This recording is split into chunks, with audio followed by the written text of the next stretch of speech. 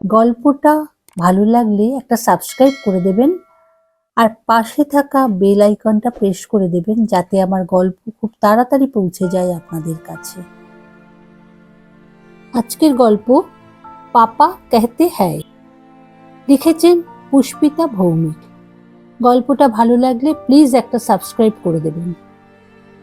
কিরে অনি, ঠিকমতো খাচ্ছিস না কেন?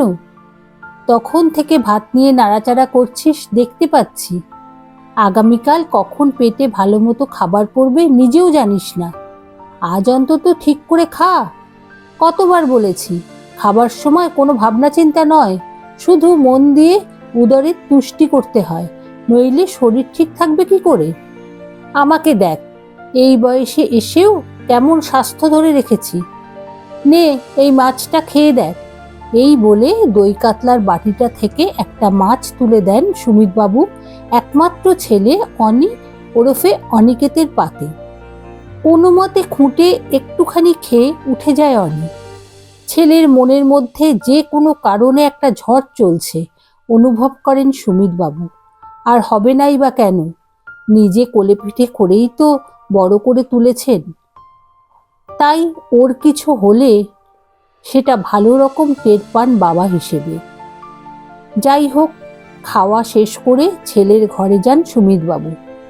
অনির চোখ তখন ল্যাপটপের পর্দায়, খুব মন দিয়ে কী সব করছে। আঙুল আপন চলছে খুটখাট আওয়াজ করে।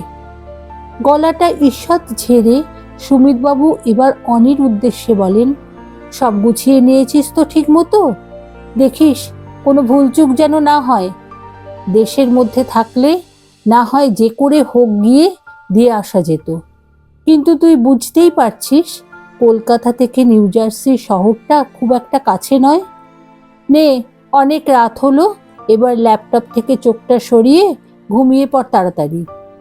আমি সুবলকে বলে রেখেছি, ও তোকে বিমানবন্দরে পৌঁছে দেবে সময় মতো কাল ভোরে। আর এই কেকের প্যাকেটটা সাথে রাখ, তোর প্রিয় নাহুমের কেক আজ ওবেলা গিয়ে নিয়ে এসেছি। আজ তোর মা বেঁচে থাকলে আরও কিছু বানিয়ে দিত নিজে হাতে, কিন্তু সেসব তো এখন অতীত। এক নিঃশ্বাসে কথাগুলো বলে মুখ ফেরান সুমিতবাবু। বাবার কথার উত্তরে ভেসে আসে অনির একটাই উত্তর, দোতলার টানা বারান্দা পেরিয়ে নিজের ঘরে চলে আসেন সুমিতবাবু। লাইট নিভিয়ে দিয়ে বিছানায় ঘুম আসতে চায় না, আবার বারান্দায় এসে দাঁড়ান তিনি। আসলে এই প্রথম ছেলেকে ছেড়ে একা থাকতে হবে ওনাকে এই বিশাল বাড়িতে। স্ত্রী কেয়া তো সেই কবেই গত হয়েছেন। অনি তখন সবে একাদশ শ্রেণী। সেই থেকে একা হাতেই বড় করে তুলেছেন ওকে। একদিকে বিদ্যালয়ের শিক্ষকতার কাজ, আর বাড়িতে ফিরে অনির খেয়াল রাখা। যদিও কাজের লোক ছিল বটে, তবে তাদের ভরসায় তো পুরো ছেড়ে রাখা যায় না। অবশ্য আজ বাবা হিসেবে ওনার খুবই গর্ববোধ করার কথা অনির মতো সুপুত্রের বাবা হওয়ার জন্য। দেশ ছেড়ে বিদেশে অত বড় একটা নামকরা বিশ্ববিদ্যালয়ে রসায়নবিদ্যায় অধ্যাপনার সুযোগ পাওয়া মানে স্বর্গের চাঁদ হাতে পাওয়া, সেই সাথে ভবিষ্যতের পথ সুউজ্জ্বল করা।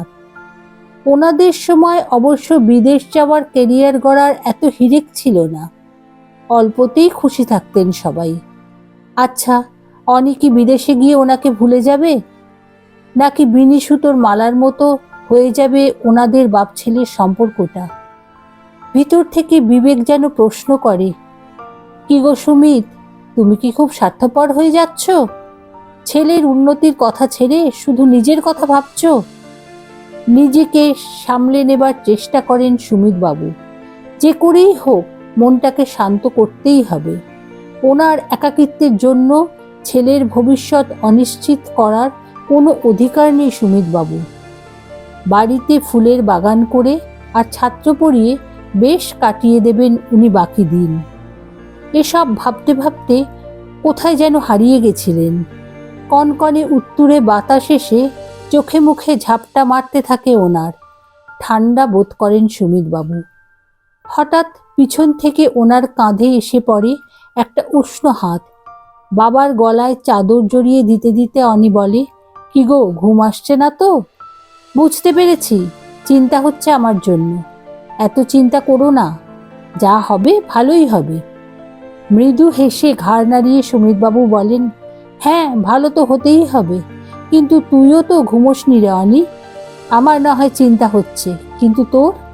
বাবার কথার উত্তরে অনি বলে, এমনি কিছু না, বেশ জরুরি একটা ব্যাপার নিয়ে ভাবছিলাম এতক্ষণ, তাই ঘুম আসেনি। এবার শোবো, তুমি ঘুমোও বাবা, শুভরাত্রি। অনি ছোট থেকেই স্বল্পভাষী, ওর মনের মধ্যে যে কি চলে তা কেউ বুঝতে পারে না। কথা শেষে বাবা ছেলে যে যার ঘরে চলে যায়। ভোরে উঠে ছেলেকে ছেড়ে দিয়ে আসেন সুমিতবাবু। বোর্ডিং পাস নিয়ে কাঁচের আড়ালে অদৃশ্য হয় অনিকেত। বাড়ির বহু পুরনো ড্রাইভার সুবলের সাথে ফিরে আসে নুনু। বাড়ি ফিরে একরাশ বিষণ্ণতা গ্রাস করে সুমিতবাবুকে। স্ত্রী কেয়া থাকলে না হয় দুজন মিলে খানিক সময় কেটে যেত সুখ দুঃখের কথা বলে।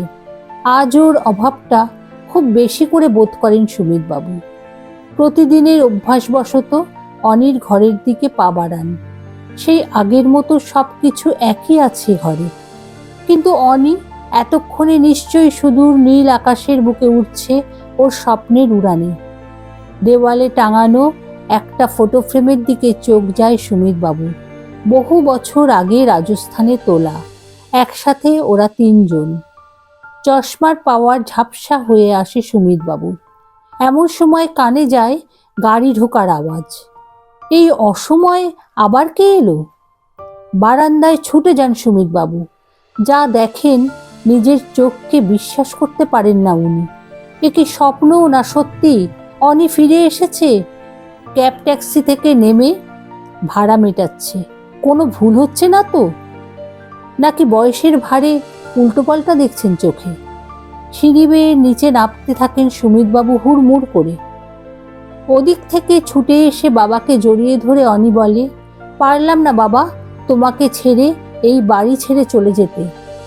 গতকাল রাত্রে কোথায় যেন অনুভব করলাম এই শিকড়ের টান ছেড়ে অন্য কোথাও গিয়ে শান্তি পাবো না। আজকে বিমানবন্দরে পৌঁছে গিয়েও সে একই অনুভূতি হলো। মনে হচ্ছিল যেন অনেক কিছু ছেড়ে যাচ্ছি। তোমার স্নেহ ভালোবাসার বন্ধন কেটে আমি পারবো না অত দূরে যেতে।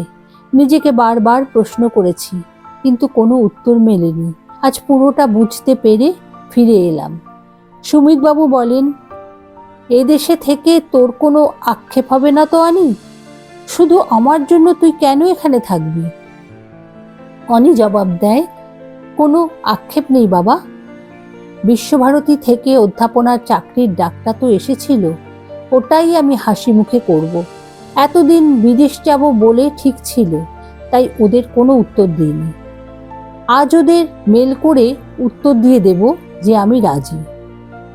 এখানে থেকে তোমাকে নিয়ে দিব্যি দিন কেটে যাবে আমার।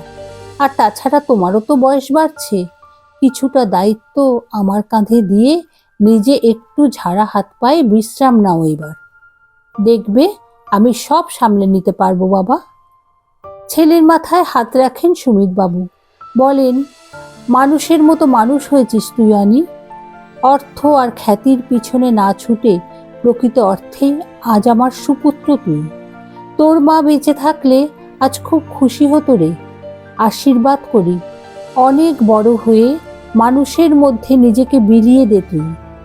বাবার পা ছুঁয়ে প্রণাম করে উঠে দাঁড়ায় অনিকেত।